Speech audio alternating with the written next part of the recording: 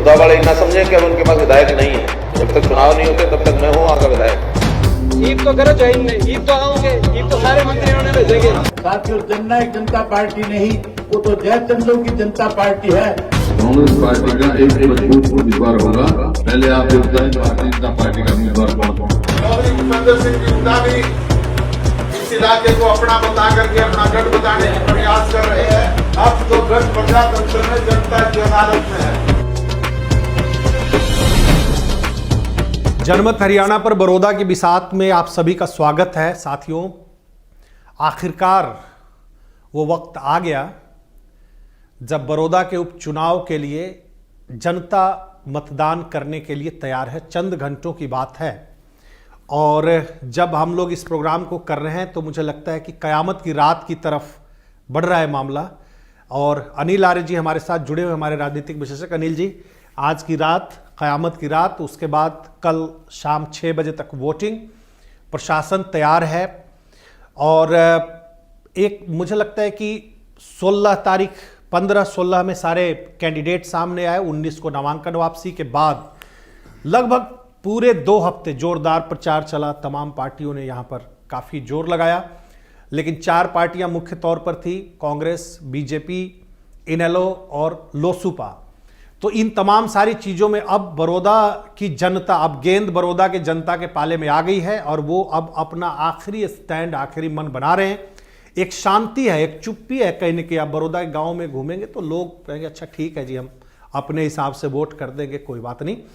और कांग्रेस और बीजेपी, जो 2 महत्वपूर्ण पार्टियां जो कि सबसे दौड़ में आगे मानी जा रही है, उन्होंने नैरेटिव को अपने अपने हिसाब से ले जाने की कोशिश की है।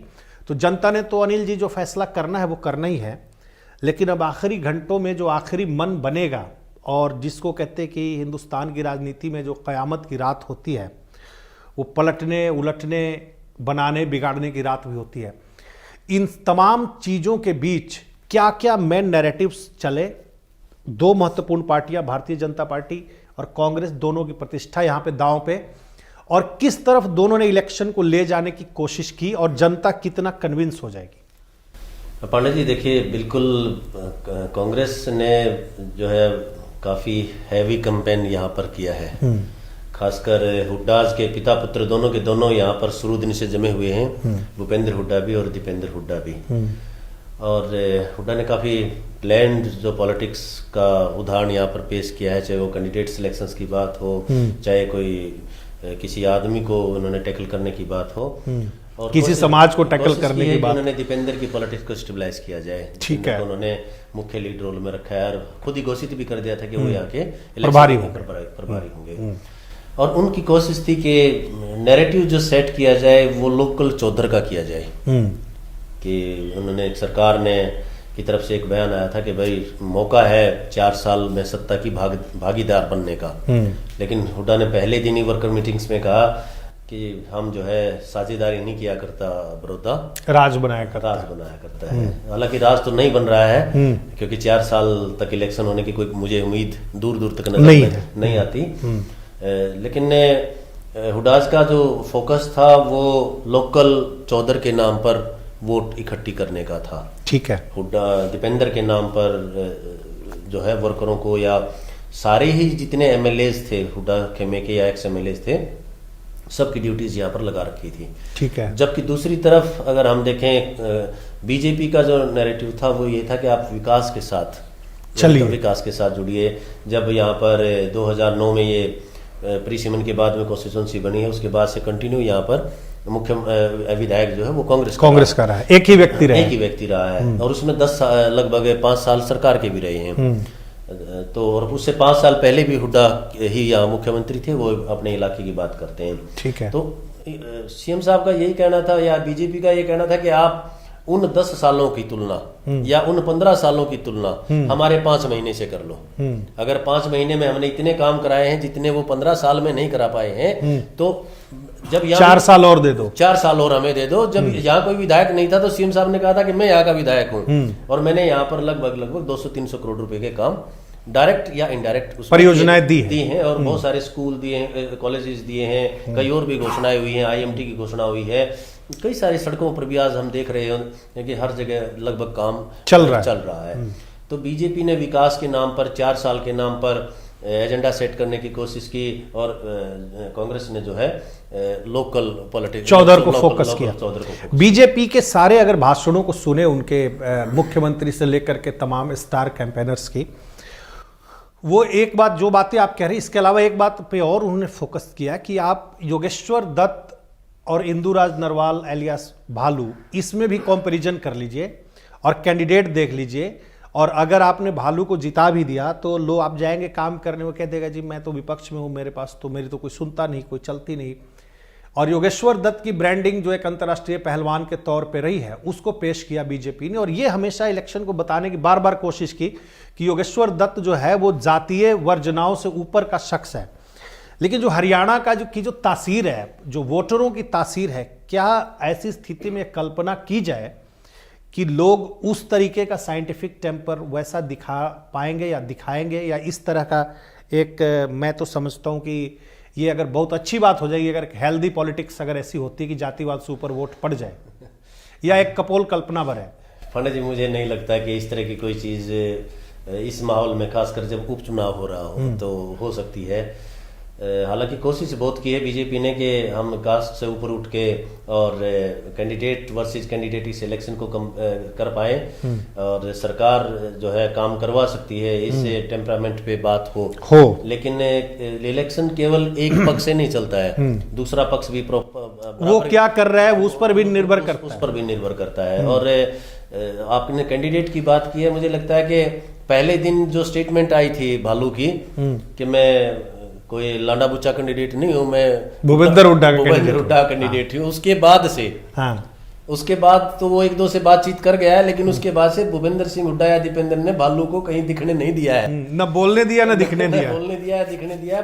भाषणों में भी ये कह के दिया मेरा गला खराब हो गया बोल बोल के, मैं तो बस हुड्डा साहब। तो ये जो एजेंडा तय किया है, ये इलेक्शन दीपेंद्र वर्सेस योगेश्वर हो गया है। और एक सबसे बड़ी बात, स्टार कैंपेनिंग की जहां तक बातचीत थी, कांग्रेस के नजरिए से भूपेंद्र हुड्डा और दीपेंद्र स्टार प्रचारक थे।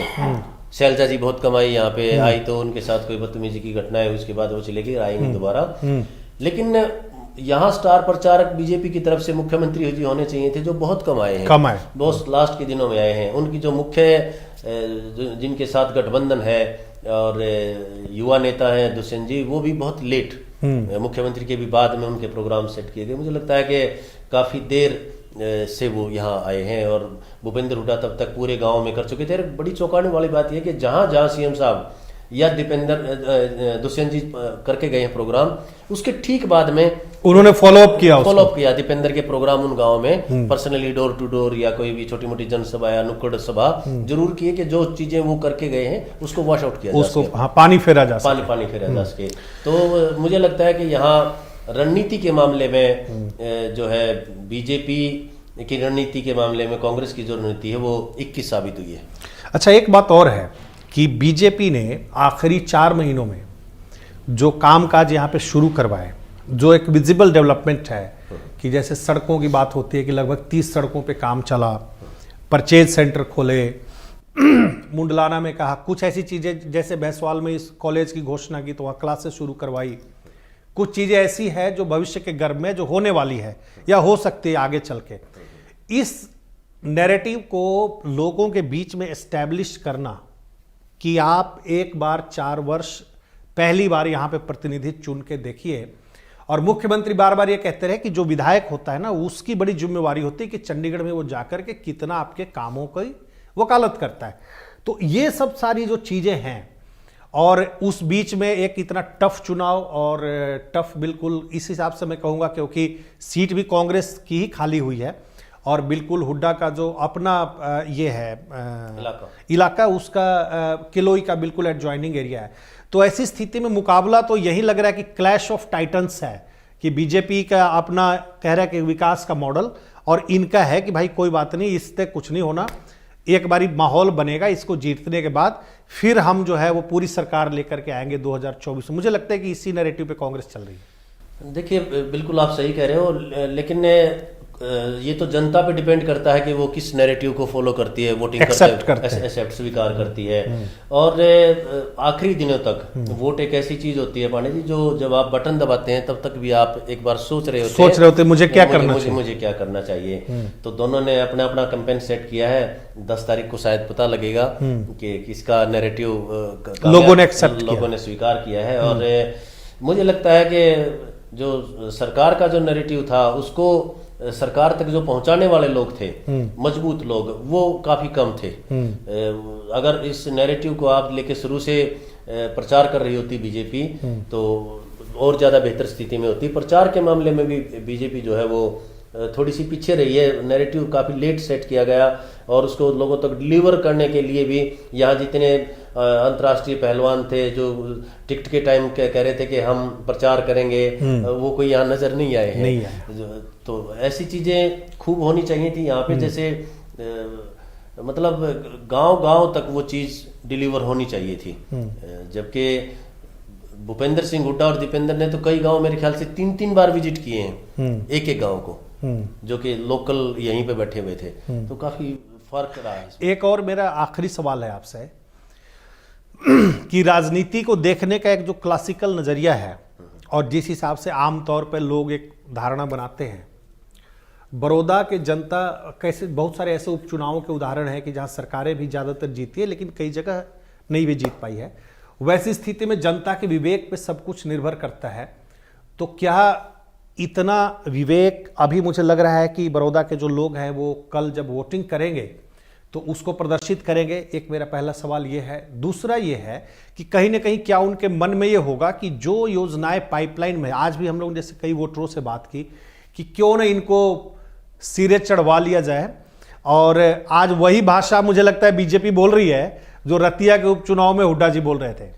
देखिए, डेवलपमेंट का वो सवाल आपने बल्कि रिपीट करना पड़ा, मैं भूल गया था। जो डेवलपमेंट के अगर कोई भी काम हुए हो तो निश्चित तौर पर उनका असर होता है।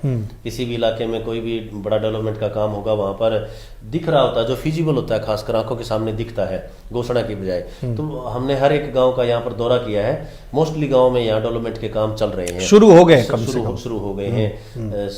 इसमें क्या बोलते हैं, भैंसवाल जैसे खासकर बड़े गांवों में तो बीजेपी ने बहुत फोकस किया है पिछले 6 महीनों में कि उनकी भैंसवाल में, बुटाना में जो सामूहिक समस्याएं हैं, उनकी कोई पानी की समस्या है या सेम की समस्या है या कोई स्कूल कॉलेज की समस्या है, तो उनको दूर किया जाए, एड्रेस किया है, उनको समाधान किया जाए। उनका मोस्टली उनका सोल्यूशन उन्होंने कर भी दिया है। तो निश्चित तौर पर इसके अच्छे परिणाम देखने को रिफ्लेक्ट होंगे और इस इलेक्शन में नहीं होंगे तो अगले इलेक्शन में जरूर होंगे। कोई भी डेवलपमेंट का काम अगर किसी गवर्नमेंट में होता है, मान लो चौटाला साहब आज भी आके कहते हैं उलाना में हमने शुगर मिल लगाया, तो हालांकि उस घटना को मेरे ख्याल से आज 20 वर्ष हो गए, 20 साल होने को है। तो कोई भी डेवलपमेंट का जो काम है किसी भी सरकार के समय में हुआ है वो खाली कभी भी नहीं जाता है, उसकी पे किया जाता है, उसके लिए वोट मिलता है उसको। तो बड़ौदा की जनता मंगलवार के दिन यानी कि 3 नवंबर को अपने विवेक से फैसला लेगी और मुझे लगता है कि उन्होंने सबके कैंपेन को सुना है, जहरीले कैंपेन्स को भी सुना है। आईएनएलडी जो एक पुनर्जीवन की अपील कर रही है लगातार आके अपने गढ़ में, चौटाला जी आए थे, उनको भी ध्यान से सुना है। सरकार के विकास के नजरिए को भी सुना है। भूपेंद्र हुड्डा और दीपेंद्र हुड्डा ने जो 2024 का ट्रेलर दिखाने की कोशिश की उसको भी सुना है। बड़ौदा की विवेकवान जनता अपने विवेक से फैसला करेगी। और एक बात और मैं कहना चाहूंगा कि 3 नवंबर को शाम 6 बजे तक मतदान का समय रखा गया अनिल जी, कोरोना की वजह से 1 घंटा बढ़ा दिया गया। उसके बाद मुझे लगता है कि 7:30-8 बजे तक परसेंटेज आ जाएगा कि कितना परसेंट पोल हुआ है।